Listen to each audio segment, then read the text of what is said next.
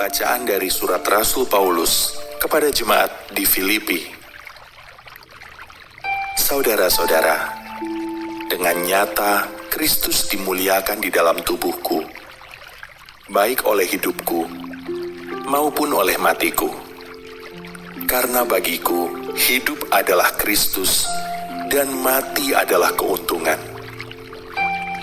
Tetapi jika aku harus hidup di dunia ini, itu berarti bagiku bekerja memberi buah.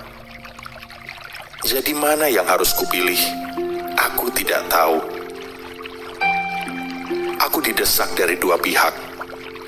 Aku ingin pergi dan diam bersama-sama dengan Kristus. Ini memang jauh lebih baik. Tetapi demi kamu, lebih berguna aku tinggal di dunia ini. Maka hendaklah hidupmu berpadanan dengan Injil Kristus. Demikianlah sabda Tuhan.